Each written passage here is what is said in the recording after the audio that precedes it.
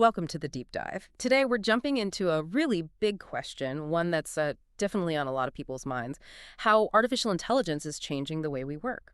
It really is. And you hear such a mix of reactions, don't you? Like real excitement on one hand, but also, frankly, some genuine anxiety. Totally understandable, both sides. And that's why in this deep dive, we want to get beyond that simple, maybe slightly scary question of, will AI take my job? Exactly. We're looking at it through the lens of our source today, which is titled AI, Reshaping Work, Not Replacing Workers.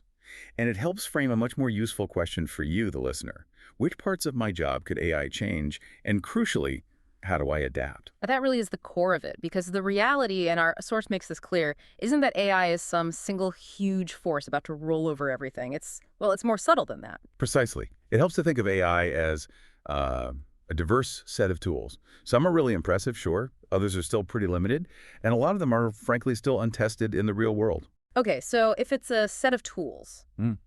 what are these tools actually good at right now? Where does AI really, excel?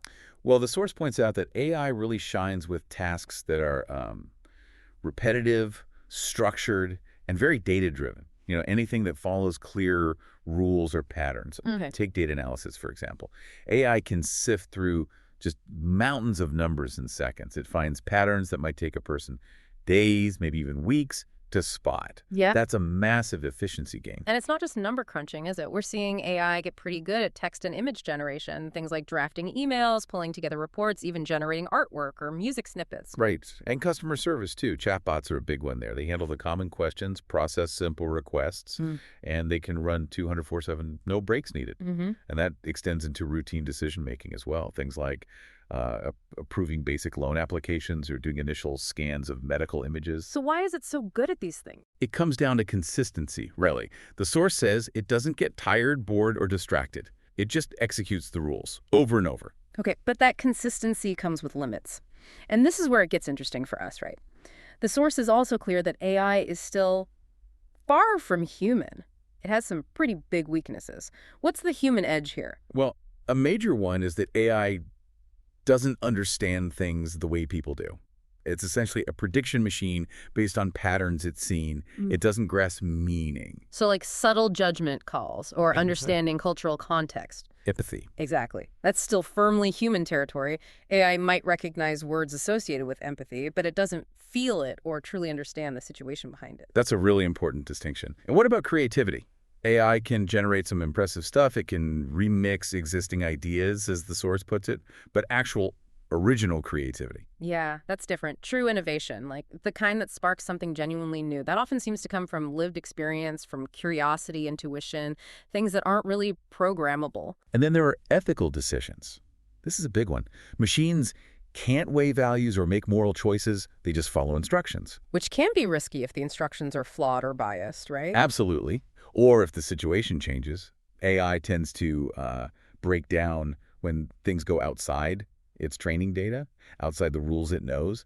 Humans are just much, much better at improvising and handling unpredictable stuff. So the bottom line is, AI isn't replacing the full spectrum of human skills, especially not judgment, relationships, empathy, those core human things. That's right. So if AI struggles with those uniquely human skills, what does that mean for jobs? Which roles seem most at risk, according to the source? It generally points to roles that are heavily based on those repetitive, predictable, rules-based tasks we talked about earlier. Like administrative work, scheduling, filing, data entry. Yes, exactly. A lot of that can be automated. And customer support, too, especially the first line of contact chatbots, are already taking over a lot of that. Right. And I guess things like content production at scale, like writing tons of basic product descriptions or SEO articles. That's another area. And longer term, you have things like transportation and logistics with self-driving tech potentially changing things.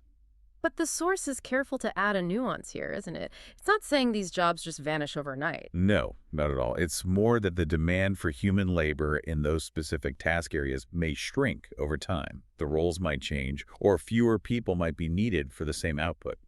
Okay, so on the flip side, which jobs seem safer? Where does that human edge really matter? Well, think about roles that depend heavily on creativity, empathy, and complex decision-making.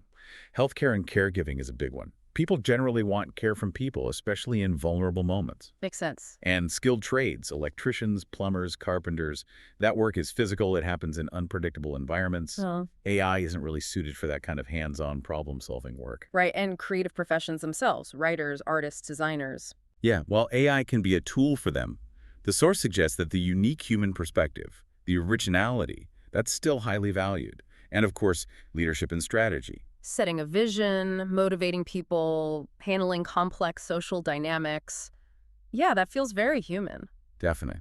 So even in sectors that might see some automation, there are still crucial roles where trust, empathy, and that original spark matter most. Humans add value there. So this leads to maybe the biggest takeaway from the source. AI is probably going to reshape most jobs rather than just eliminate them. That's the strong consensus, yes. And it's not the first time we've seen technology do this, is it? Not at all. The source uses some good historical examples, like ATMs. Remember the worry that bank tellers would disappear? I do. But what happened? Tellers started focusing more on customer service, building relationships, handling more complex issues. Their role changed. Exactly. Or spreadsheets. They get rid of accountants. No, they changed what accountants did. Less manual calculation, more high-level analysis and advisory work. The tool shifted the focus. And it seems likely AI will do something similar. It'll take over repetitive parts of jobs, freeing up humans to concentrate on the harder, more uniquely human parts. Right. The source gives some good examples of how this might look. Imagine a lawyer using AI to instantly scan thousands of legal documents. Okay. That frees up the lawyer's time to actually interpret those results, build the case strategy, argue in court the high-level thinking. Or a teacher. Maybe AI grades multiple choice quizzes. Exactly.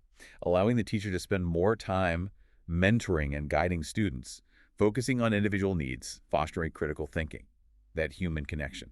And a journalist might use AI for initial research or data gathering. And then spend their energy shaping the story with insight and narrative, finding the human angle, doing the deeper reporting. So the core idea is the jobs don't just vanish, they evolve. Precisely. Which brings us back to that crucial question. What is the human edge? The source really highlights three main pillars. Okay, what are they? First, creativity and originality. AI remixes existing stuff.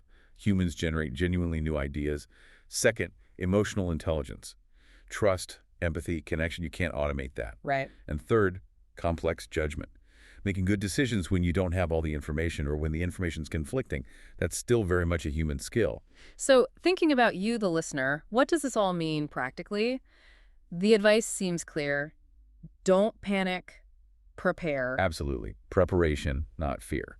And step one is actually learning to use these AI tools. Yeah, treat them as assistants, not threats.